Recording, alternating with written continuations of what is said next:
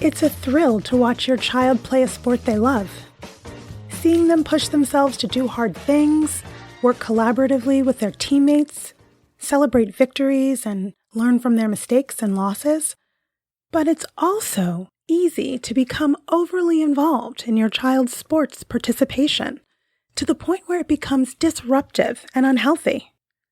Today, I'm talking about healthy ways to support your child's participation in sports. Welcome back to Project Parenthood. I'm your host, Dr. Nanika, clinical psychologist and respectful parenting therapist. Each week, I'll help you repair and deepen your parent-child connection, increase self-compassion and cooperation from your kids, and cultivate joy, peace, and resilience in your relationship with them. You can become over-involved as a sports parent when you're living vicariously through your child. Maybe you see your child's wins as a reflection of your worth or skill as a parent. But the other side of that coin is that if your child loses or performs poorly, you can feel like you're failing as a parent. Perhaps your own competitive nature causes you to have unrealistic or even perfectionistic expectations of your child, such that you just can't fight the urge to criticize. Sometimes the desire for belonging within your child's sports community can cause you to become so invested in your child's success that you start to fear losing, and that can lead you to lash out at referees, coaches, or even your own child. While participating in sports can help kids build resilience, skills, and confidence, parental over-involvement and over-investment in a child's sport can lead to a kid wanting to quit playing sports altogether. Here are some tips for helping your child find pleasure in and experience positive emotions about whatever sports they play. You're going to want to avoid specialization in one sport too early.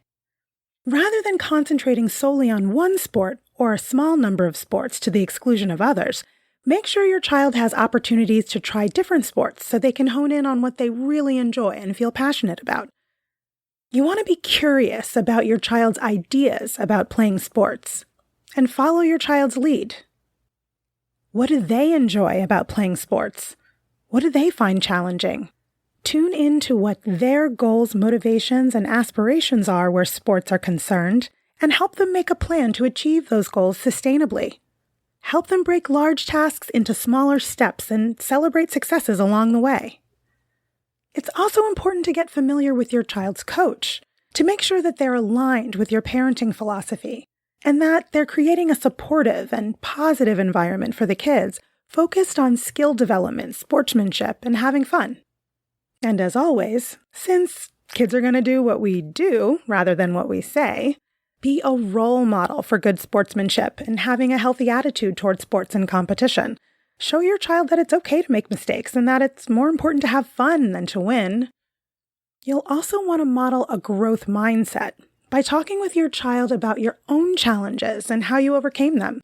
This shows them that with effort and dedication, they can improve their skills in the areas in which they'd like to do better. Your child needs you to support them in their sports participation by facilitating them getting to games and practices and having the appropriate gear and equipment, and attend practices and games to cheer them on.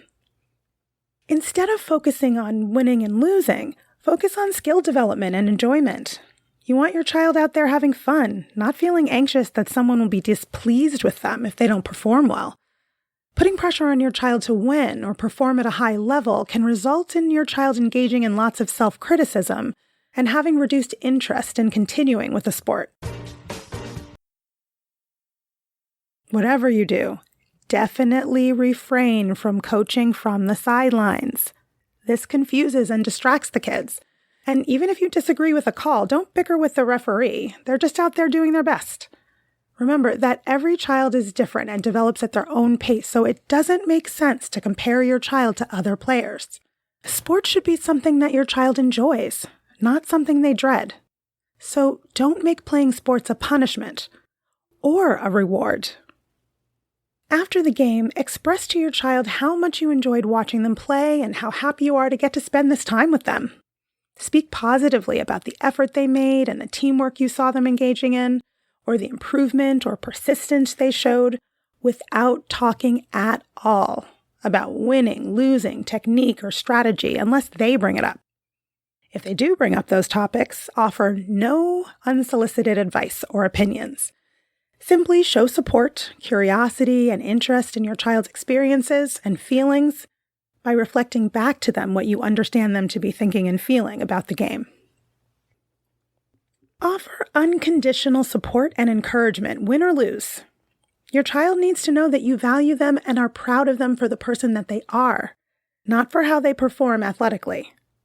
Instead of praising your child's performance, praise the way they tried their best, had a great attitude, or learned from their mistakes.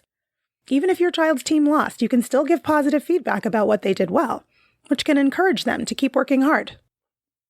Make post-game time special by celebrating your child's athletic effort and hard work, perhaps making their favorite meal or letting them pick a movie to watch together. And make sure that kids are getting rest and recovery breaks from sports, at least 2 days off a week. Follow the age equals hours rule for youth sports. For example, an 8-year-old child should spend no more than 8 hours per week training for or playing at a sport. This can prevent overuse injuries, burnout, and decreased enjoyment of playing sports in the first place. Plus, kids need time for unstructured play and time for other activities they enjoy outside of sports. And finally, don't force your kid to play a sport they don't enjoy.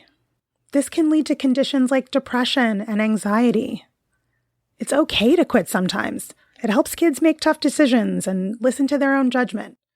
Gives them more time to do things they do enjoy, and it opens up a spot for another kid who really wants to play. But make sure you understand a child's reasons for wanting to quit a sport. Is it because they're getting bullied by another player or the coach? Are they not having fun? Perhaps it's something you can help them address, allowing them to stay in the sport. Help your child stay motivated by focusing on the joy of watching your child play rather than whether or not they win or lose.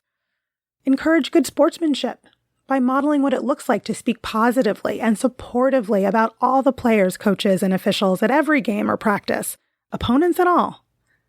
Talk about the importance of trying hard, making progress, and being a good sport. And remember to model patience.